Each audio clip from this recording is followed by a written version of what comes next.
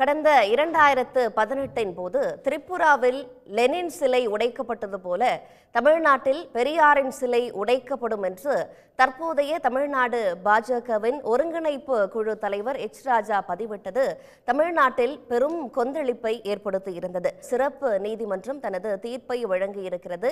H ராஜா குற்றவாளி என்று அந்த தீர்ப்பில் குறிப்பிட்டிருக்கிறது.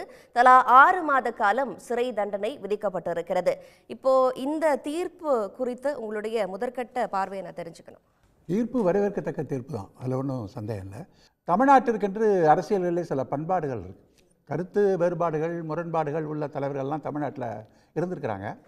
ஆனால் இந்த மனிதரை போல ஒரு தரக்குறைவான பேச்சுகளை மற்றவங்க மேலே பேசின ஒரு மனிதரை பார்க்க முடியாது. ஏன்னா ஒரு பண்பாடு, ஒரு மரியாதை, ஒரு நேர்மை, அறம் எதுவும் இல்லாத ஒரு மனிதராகத்தான் அவருடைய பேச்சுங்கிறது தொடர்ச்சியாக இருந்து கொண்டு இருக்கிறது. இப்போ திரிபுராவில் உடைக்கப்பட்ட போது லெனின் சிலை உடைக்கப்பட்டது அப்படின்னு சொன்னால் லெனினுக்கும் இந்த இந்தியாவிற்கு என்ன சம்பந்தம்? இதே போல தான் ஈவே ராமசாமியின் சிலையும் தமிழ்நாட்டில் அப்படின்னு தான் அவர் போட்டார். இப்போ உங்கள் வழக்கறிஞர் சொன்ன மாதிரி அது கடுமையான எதிர்ப்பு எங்கேருந்து வந்தது அப்படின்னு சொன்னீங்கன்னா பாரதிய ஜனதா கட்சியிலேருந்து வந்தது. பாரதிய ஜனதா கட்சியினுடைய தலைவர் தமிழிசை சவுந்தரராஜன் இந்த கருத்து பாரதிய ஜனதா கட்சியினுடைய கருத்து அல்ல, இதை நாங்கள் ஏற்றுக்கொள்ள முடியாது அப்படின்னு சொந்த கருத்து அவங்களே சொல்லிட்டாங்க. அடுத்து ராதாகிருஷ்ணன், பொன் ராதாகிருஷ்ணன், அந்த கருத்தை நாங்கள் ஏற்றுக்கொள்ள முடியாது, அவர் சார்ந்திருந்த பாரதிய ஜனதா கட்சியில் வந்தது. தமிழ்நாடு முழுவதும் கடுமையான எதிர்ப்பலைகள் வந்தது. இந்த சிலை உடைக்கப்பட்டது அப்படிங்கிற ஒரு ட்விட்டரில் போடுறப்ப ட்ரெண்டிங் ஆனோன்னா 120 நாடுகளில் அது ட்ரெண்டிங் ஆச்சு. தமிழ்நாடு முழுவதும் அவ்வளோ பெரிய ஒரு பதட்டத்தை உருவாக்கின ஒரு விஷயமா இருந்தது. அதுக்கப்புறம் அவர் என்ன சொன்னார்னு சொன்னால், அது நான் போடலை, என்னுடைய அட்மின் ஒன்று போட்டார் அப்படின்னு சொன்னார். அவர் இன்னும் சொல்ல போனால் இந்த கோர்ட்டை குவாஷ் பண்ணணும்னு சொல்லப்பட்ட நீதிபதியே அவர் தெளிவாக என்ன சொன்னார், கருத்து விமர்சனத்துக்கு ஒரு எல்லை இருக்குது, ஆனால் நீங்கள் லட்சுமணன் ரேகையை தாண்டிட்டீங்க. நீங்கள் உங்களுடைய பேச்சு, அவர் சொல்கிறார், ஆனந்த் வெங்கடேஷ் தீர்ப்பில் சொல்லியிருக்கிறாரு, directly affected the sentiments of people of Tamil Nadu who follows Periyarism. இந்த மக்களை பாதிக்கிற மக்களை கடுமையாக அவங்களுடைய உணர்வுகளை பாதிக்கிறது, இதை விட முடியாது.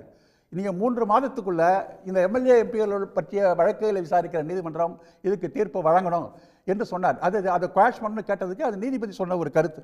அந்த அடிப்படையில் தான் அந்த வழக்கு முடிஞ்சு இன்றைக்கி அந்த தீர்ப்பு வந்திருக்கு. தொடர்ச்சியாக நீங்கள் பார்த்தீங்கன்னா அவருடைய யூடியூப்பில் நீங்கள் பார்த்தீங்கன்னா பெரியார் சொன்னால் ஈவே ராமசாமி சொல்கிறப்ப தமிழ்நாட்டில் அவரோட பெரியாரோட கருத்து வேறுபாடு நிறைய இருக்குது. ஆனால் அது அவன் இவன் சொல்கிறது என்ன விஷயம்? யூடியூப்பில் அவன் ராமசாமி சொன்னானா, ஈவே ராமசாமி சொன்னானா என்று கேட்கிறார். அப்படி பார்த்தீங்கன்னா புதுக்கோட்டையில் விநாயகர் சிலை தரப்பு ஒரு ஊழல் நடக்குது. அதற்கு நீதிமன்றங்கள் சில நிபந்தனைகளை போடுகிறது. அந்த நிபந்தனைகளை மீறி இவங்க ஒரு மேடை போட்டு அந்த பேசுகிறாங்க. அப்போ காவல்துறை போய் நீங்கள் இந்த நீதிமன்றத்தினுடைய நிபந்தனைகளை மீறி இப்போ நீங்கள் மீட்டிங்லாம் நடத்துறதுக்கு அனுமதி இல்லைன்னு சொல்கிறப்ப அவர் என்ன வார்த்தை சொன்னார்னா, என்னடா பெரிய நீதிமன்றம் பெரிய கூந்தல், அதாவது அவங்க மொழியில் நான் சொல்கிறேன், வேறு அந்த வார்த்தையை என்னால் பயன்படுத்த முடியாது, ராஜாவால் அந்த தரமிக்கிறவர்களால் வேதம் படித்தவர்களால் அந்த வார்த்தையை பயன்படுத்தலாம், நாங்கள்லாம் ஒரு மனிதர்கள், அதனால் கூந்தல், நீதிமன்றம் பெரிய கூந்தலான்னு கேட்டார். உடனே நீதிமன்றத்தில் வழக்கு தொடரப்பட்டது. திருமயம் காவல் நிலைய வழக்கு போடப்பட்டு நீதிமன்றத்திற்கே நேராக நான் அதற்காக மன்னிப்பு கேட்டுக்கொள்கிறேன் அப்படி சொல்லி மன்னிப்பு கேட்டு போனவர் தான். இன்றைக்கி நான் திராவிடன் ஸ்டாக்கை ஒரு கை பார்க்கிறேன்னு சொல்கிறது ஆரியன் ஸ்டாக் இன்றைக்கி பேசுது. ஆனால் அங்கே போய் அது மன்னிப்பு கேட்டு வந்தவர் தான். இந்த மாதிரி ஒரு கேவலமான, ஒரு மிரட்டுகிற, இழிமொழியில் பேசுகிற ஒரு அற்பமான ஒரு மனிதர் தான் அந்த மனிதர்.